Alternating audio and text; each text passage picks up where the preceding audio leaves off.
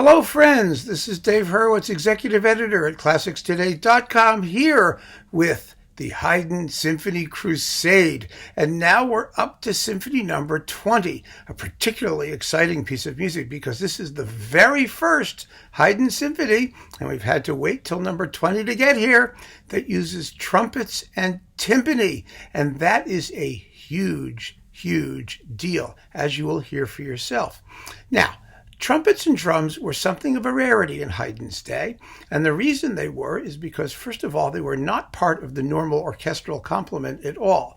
Trumpeters were part of the army, they were attached to a regiment, and the timpani were kept in the barracks with the other military equipment, with the cannons and the stuff and the horses and the other things. And so to have trumpets and drums, you normally had to requisition them from the barracks, and they had to be available. And there's something else that we really is very relevant to our consideration of how trumpets and drums sound in classical symphonies. If you listen to Bach and Handel, you might be used to all of those Baroque trumpet concertos, marvelously played by people like Maurice Andre. Remember them? And the trumpets are really high-pitched. They're screaming up in the highest register, playing very elaborate solo parts. But in classical symphonies, what you hear trumpets and drums do is basically simple fanfare rhythms to reinforce the texture. You know, they just go bump-ba-da-dum, bump-ba-da-dum, bump-ba-da-dum on one or two notes. And there's a really significant reason for that. This is because the entire concept of orchestral sonority in the classical period was different than it had been in the Baroque period. Sure, Haydn's trumpeters could play something like a Bach or Handel trumpet part if they had trained themselves to do it and they had the lips for it. But the fact of the matter is that the trumpet only has usable notes in any given key once it gets to a very high part of its range. And that means that if you're going to use those notes, the trumpeter essentially has to be a soloist. You're writing a trumpet concerto, in other words. You're not using trumpets as part of the general orchestral grouping. And if you do use them as part of the general orchestral grouping, then you're going to be using them in their lower register. You're going to be using them to reinforce the rhythm. And that means generally restricting their role and the kind of notes that they can play, the notes that they would have to play to participate fully in, for example, a tune on the violins, would be very limited, especially at the lower level. And so it's really an issue. It was a huge issue integrating these instruments into the overall sonority of the classical orchestra, a sonority that did not consist of a top, in which everybody who is on the top is essentially a soloist, and a bottom, a bass line, which the trumpets can't be because they're not bass instruments, and the harmonies, which were filled out by a keyboard continuo doing all of that stuff that in Haydn's orchestra, the horns and the oboes and bassoons and these other instruments, and the lower strings. In other words, whoever doesn't have the tune gets to do the harmony. That's what happens in a classical orchestra. The ensemble is sufficient in itself and does not require extra filler from a completely dedicated harmonic platoon of people. And that is why we do not hear those screamy high trumpet parts in these Haydn symphonies. And as a result of this, you have to ask yourself, well, what do they do? And you'll hear, they do a lot, especially in loud music and fast movements, but only when they're in the right key, and only when the sonority is particularly well judged, and they never, ever get the tune. But what they can play, and this is the key, what they can play is pieces of the tune. They can play the bits of the tune that correspond to the notes that they have available in the correct register. And that means that if, like Haydn, you are working not just with melodies, but also with motives, with short rhythmic shapes and small melodic fragments, you can construct all kinds of marvelous tunes in which the trumpets and the timpani get to participate fully in the symphonic discourse. And that is exactly what happens in Symphony number 20. And Haydn was doing it from his earliest days, and he was doing it in a way that I personally have not heard anybody else from this period doing to the same degree. It's really extraordinary. And in order to demonstrate that, I've made a little sample of all of the melodic material from the movements that employs the trumpets and drums, with the exception of the slow movement, which still at this period is for strings only. But it uses the same motivic material. The whole symphony, because of trumpets and drums, which can only do a limited thing, is built out of this very limited idea. And that limited idea is simply a descending three-note phrase. Ya-da-dum. That's it. It doesn't occur immediately. You'll hear in the first movement. It's part of the opening tune, and Haydn repeats it twice. The minuet is based almost entirely on that idea. Ya-da-dum. That's all it is. The slow movement has takes it and turns it upside down and right side up. So it's ba-da-dum, ba-da-dum. Essentially, that's not the tune, but that's what it does. It goes up, then it goes down. It's sort of like an inverted V shape, a carrot shape. And it's all based on the same three-note motive, which becomes the substance of the tune of the finale. It's really quite extraordinary what Haydn gets out of this simple three-note motive, all because that's what the trumpets and drums can easily play. And this allows them to participate, like everybody else, in creating a symphonic work. And that's what we mean by symphonic. What we mean is that everyone has a role, all of the parts participate, all of them are necessary, and so the content and the form is shaped to fit the timbral essence of the participants, and it all comes together in the most splendid way. So I want to just play you. I've taken the opening themes, basically, of each movement and separated them with pauses, but I don't have them in the order that you hear them. I have first movement, which ends with the descending motive in the brass that you'll hear twice. Then we switch to the minuet, which uses the same motive as at the outset for its principal theme.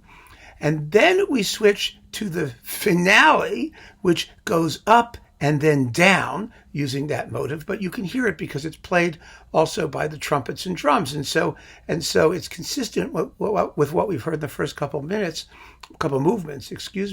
And then lastly, we're going to hear the slow movement because it has no brass, it's just strings, but you can see that the motivic work, the theme, is constructed out of the same idea. And so the way that I've organized it is somewhat progressive. You hear just the descending motive in the first two movements, then you hear it go up and then down in the finale, and then you hear the shape of it in the slow movement, which is, in a sense, the most developed of all of them, the one that is most varied in its presentation. So let's listen to that, and you'll see that all of these themes, they're so audibly connected to each other, even though each one has its own individual character. So here you are.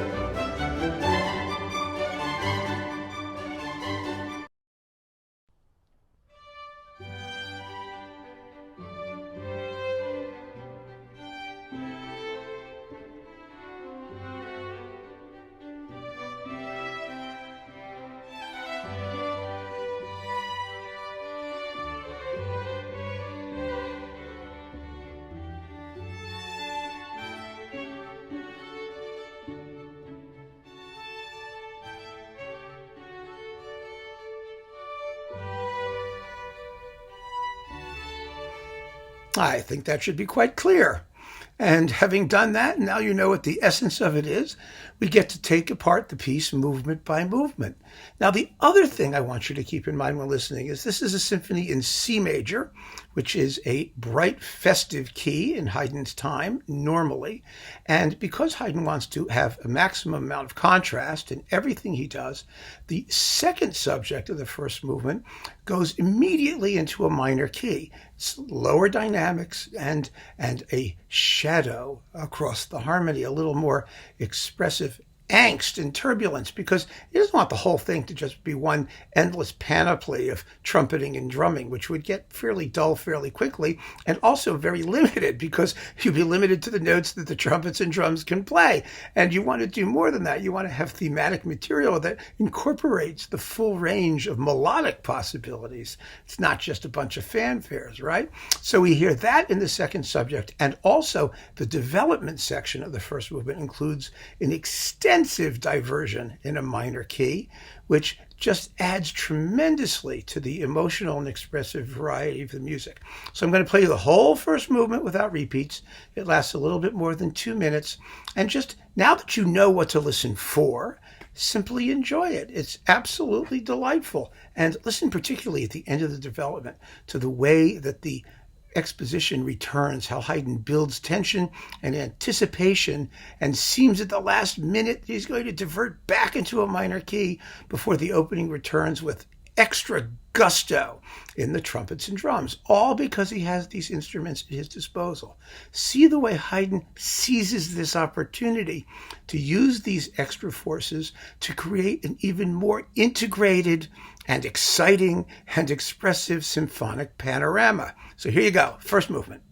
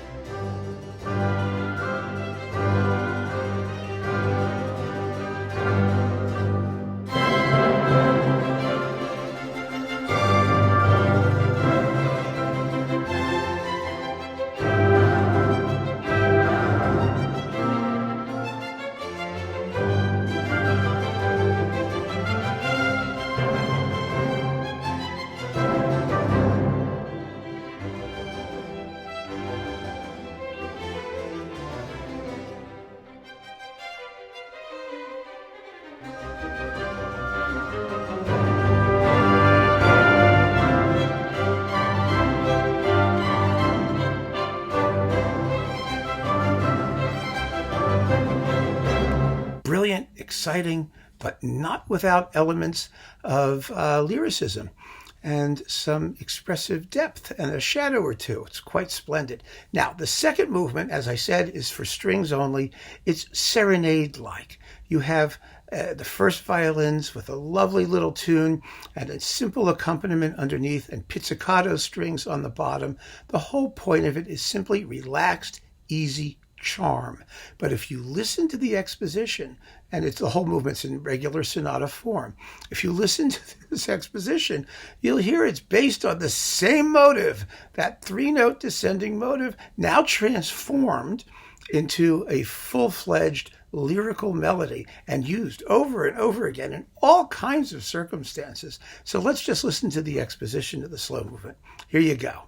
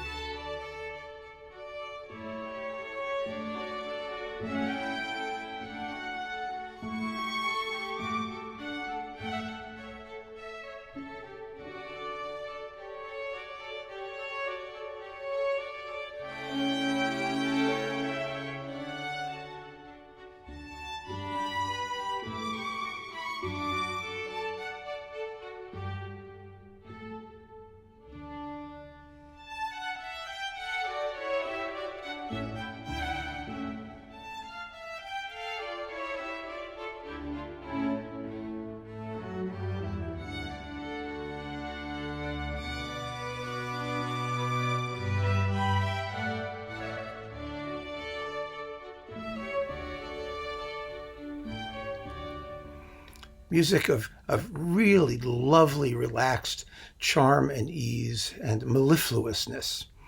Now, the minuet, which comes third in this particular case, as you've already heard a little bit of, is based entirely, or almost entirely, on the descending three-note motive in the brass for the beginning of it. And I'm going to play, the way we're going to hear the minuet, I'm going to play you the entire first section with its repeats, because it's very interesting the way it's repeated, and then the whole trio section with its repeats, but I don't have to play the return of the minuet. The minuet itself begins with a very formal, strict 8-bar phrase. It's repeated twice normally, and then the second part, the B section, is also is a little different.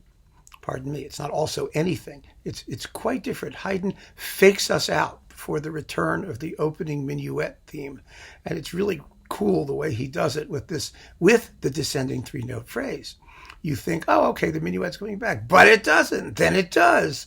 And that extra bar really would trip you up if you were trying to dance it. You know, we talked in previous discussions about how Haydn's symphonic minuets are not danceable minuets because they observe some very tricky phrase rhythms that dancers would never, ever be able to execute on the dance floor in real life in the ballroom. And this is a very, very good case because, again, the fact that you have trumpets and drums at certain points means that you have expectations as to what certain things are going to sound like when they come, and those things are reinforced by repetition. And so when Haydn does not repeat it the way you think it's supposed to be repeated, the result can sound very, very surprising. And the trio or middle section in this case is in exactly the same tempo. It flows on from the previous minuet and is really a development of the same motives without the trumpet and drum bit. It's almost a development section, and you'll hear that too very, very clearly because it's audibly related to the thematic substance of the minuet. And that just reinforces this whole symphony, which is so closely integrated in its thematic material. So here is the minuet.